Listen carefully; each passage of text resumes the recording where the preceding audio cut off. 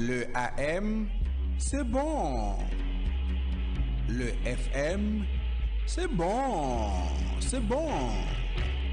Mais entre le AM et rien du tout, Mais je l'aime, moi, à la manière du 14-10. Il y a des jours avec, il y a des jours sans. Les jours avec, on est déjà avec. Mais les jours sans, il faut faire avec le AM 14-10.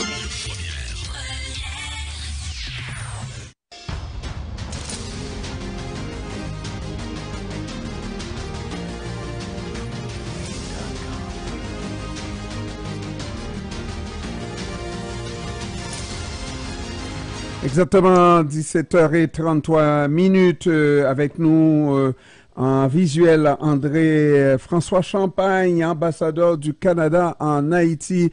Bon après-midi, Monsieur Champagne. Merci, mais je vous corrige, c'est Giroux. François. André-François Giroux. François, qu'est-ce que j'ai dit? Champagne, c'est le ministre.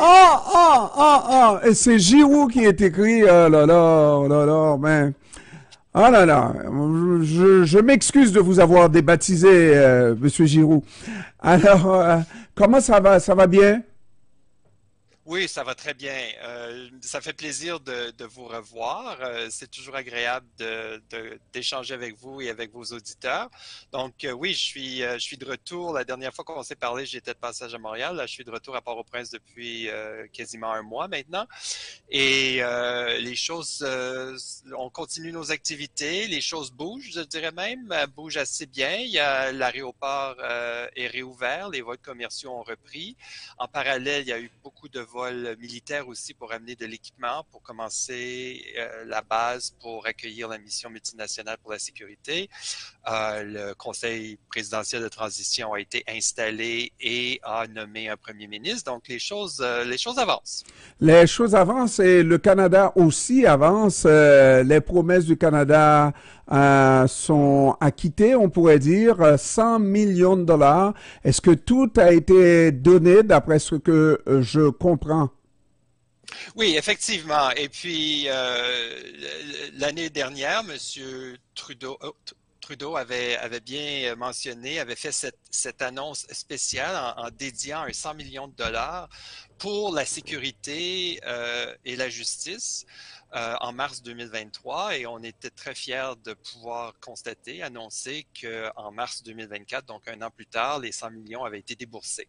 Donc, on s'entend, c'est de l'argent qui a été envoyé à nos divers partenaires pour justement appuyer la police nationale haïtienne, soit en équipement, en formation, en appui technique. Et monsieur, j'allais dire encore Champagne, monsieur Giroux, de ce montant-là, est-ce qu'il y a, parce qu'on a vu les dépenses qui ont été faites, et il y a rien, oui, tout va servir à cette problématique haïtienne, mais aucun montant d'argent n'est donné directement à une entité haïtienne pour dire que malgré qu'on soit content que les choses bougent, mais on n'a pas beaucoup confiance dans les Haïtiens puisque tous ces montants d'argent-là ont été donnés à des entités étrangères, à des ONG, etc.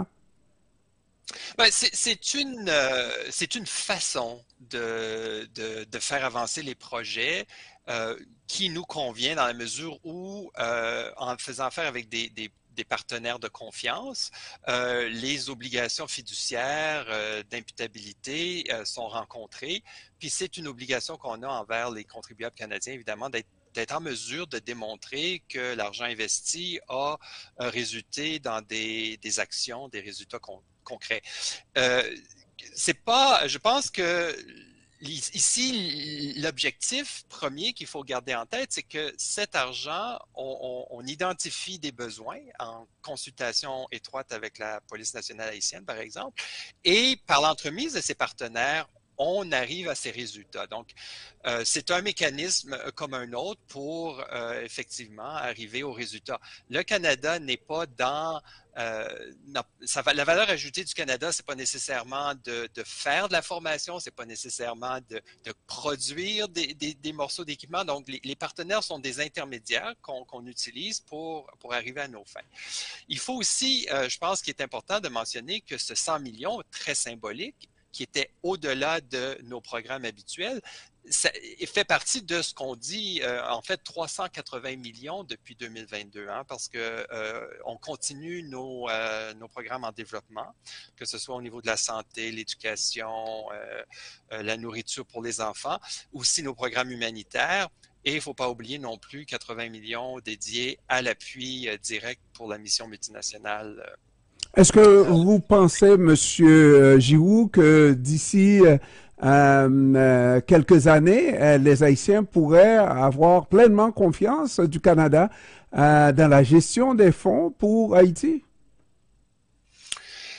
Ouais, ça, écoutez, il faudra voir à ce moment-là, mais c'est pas unique à Haïti, hein. Notre façon de procéder, elle est assez courante à travers le monde. C'est comme je vous expliquais, c'est pour nous éviter, nous, de devoir créer au sein de notre ambassade toutes ces structures pour faire le suivi des fonds et tout ça. Donc, on passe par des partenaires, et ce qui nous rend, somme toute, plus efficaces. Mais c'est pas unique à Haïti. On fait ça, je dirais, de façon générale, avec quelques exceptions à travers le monde, avec nos programmes de développement internationaux. Maintenant, pour la question de la formation qu'assure le Canada, il me semble que la police nationale sera directement concernée dans ce qui sera la bataille, si on veut, pour le territoire de Port-au-Prince face aux gangs. Et j'ai l'impression que la police nationale n'a pas eu droit à cette formation-là. Est-ce que on a posé la question aux policiers ou en tout cas aux responsables qui n'ont pas voulu de cette formation?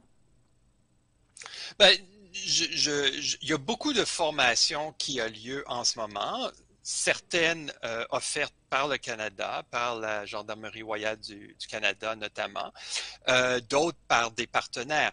La clé ici, c'est que, bon, évidemment, on ne peut pas former tous les policiers en même temps parce qu'ils ont un travail à faire au quotidien, mais je peux vous rassurer que beaucoup de formations ont lieu, très ciblées En pour Haïti? répondre à des besoins, certaines en Haïti, certaines à l'extérieur d'Haïti, mais pour répondre à des besoins identifiés en partenariat avec la police elle-même, oui. Monsieur l'ambassadeur, qu'est-ce que vous espérez dans les prochains jours? Vous avez vu arriver, et puis je vois que l'ensemble de la communauté internationale a carrément applaudi la venue du Premier ministre, le choix du Premier ministre. Qu'est-ce que vous espérez dans les prochains jours? Parce que ça tarde encore à accoucher d'un gouvernement. Oui, bon, écoutez, c'est vrai que le Conseil présidentiel de transition a eu un départ peut-être un peu plus lent qu'on l'aurait souhaité, mais je pense qu'il y avait beaucoup de détails à régler. Depuis qu'il est installé, les choses bougent très vite, je trouve. La réouverture de l'aéroport, comme on mentionnait, la construction de la base, la nomination à l'unanimité par consensus du premier ministre, je pense que ce sont tous des avancées qu'il faut célébrer. La légitimité est de retour. Maintenant, j'ai moi eu la chance d'échanger avec le premier ministre mercredi matin. Il a convoqué quelques ambassadeurs pour faire un échange informel et il est arrivé au pays le week-end passé. Déjà mercredi matin, rencontrait les représentants de la communauté internationale pour partager sa vision et son plan d'attaque. Je peux vous dire que nous sommes entre bonnes mains. J'ai vu, moi, quelqu'un de très solide, de prêt qui avait un bon diagnostic de la situation puis qui comprenait les enjeux et les défis. Bon, maintenant, il doit travailler en concertation avec le Conseil présidentiel pour nommer son cabinet. fait, qu'on souhaite se fera dans les prochains jours. Mais je pense qu'on a quelqu'un de très solide à la barre qui comprend bien les dynamiques et les différents obstacles à franchir. Le choix de M. Kony a surpris même les Haïtiens, la manière dont ça a été fait. Un choix, vous l'avez dit, à l'unanimité. Et on pense qu'il y a un peu la main de l'international qui l'a imposé. Qu'est-ce que vous en pensez, vous? Moi, je peux vous dire que c'est... moi, je crois pas assez.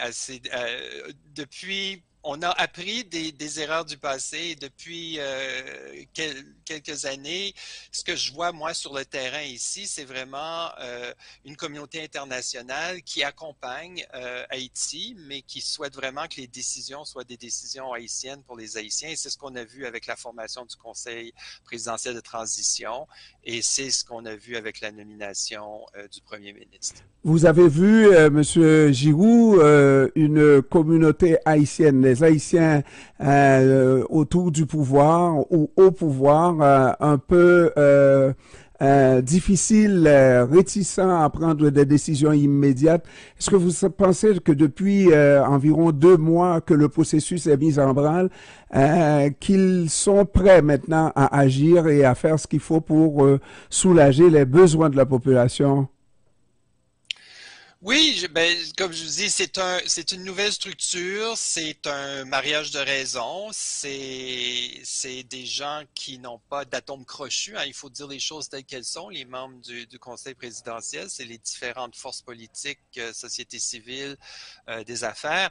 Donc, ces délais, dans un sens, sont probablement inévitables parce que, bon, il y avait beaucoup de petits détails à régler, mais ce qu'on voit depuis quelques semaines, effectivement, c'est des choses qui bougent définitivement dans la bonne direction. Donc, on est très heureux des développements.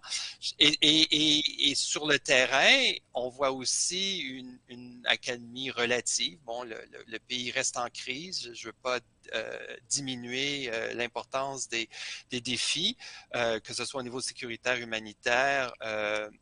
Ça reste un pays en crise et d'où l'importance de bouger vite, comme vous le mentionnez. Mais définitivement, les choses... On espère que moi, j'ai visité cet après-midi la base qui accueillera les effectifs étrangers qui constitueront la mission multinationale d'appui à la sécurité. Et c'est fascinant de voir ce qui a pris place, ce qui a été construit en quelques semaines, du matériel apporté par avion, assemblé, tout ça bouge très vite, donc on espère que le reste suivra au même rythme. Et vous le vivez, n'est-ce pas? Et il y a cette crise à juguler et le Canada a fait sa part. Est-ce que avec ce que le Canada vient de faire, on dit mission accomplie, c'est fini ou on continue à accompagner le peuple et de quelle manière? Je ne suis pas sûr d'avoir bien compris votre question. Mais si j'ai bien compris, c'est en fait nous bon, le 100 millions, c'était comme je vous disais, c'était un montant symbolique. Il a été déboursé, mais nos programmes d'appui continuent et comme j'expliquais tout récemment, il y a quelques mois, le 80 millions pour l'appui à la sécurité.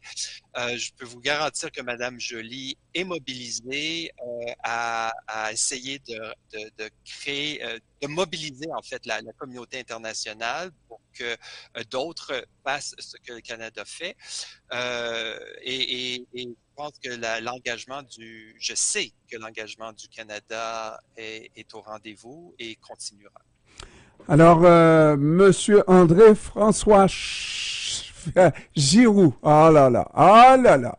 Il faut que je regarde mes notes. Ambassadeur du Canada, Monsieur Giroux, je vous remercie d'avoir pris du temps de nous parler encore une fois et en espérant se reparler encore une fois dans de meilleures circonstances, n'est-ce pas, pour parler en fin de victoire. Si on prend une petite gageure, un petit 2, est-ce que vous pensez qu'on va l'avoir face à cette force rétrograde, les bandits en Haïti?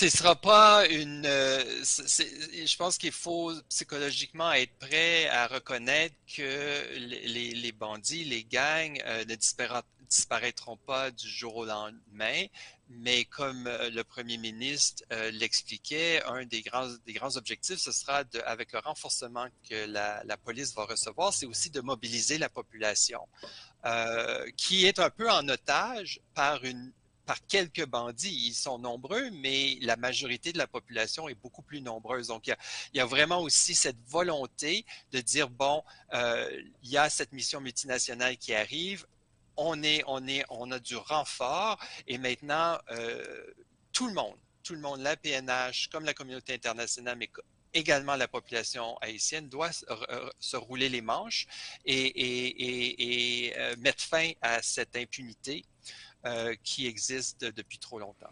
Donc moi, j'ai confiance que les choses, que l'horizon est plus brillant devant nous que derrière. Voilà.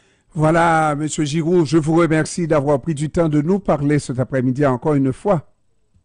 C'est moi qui vous remercie, c'est toujours un plaisir. Merci, à bientôt, au revoir. Au revoir.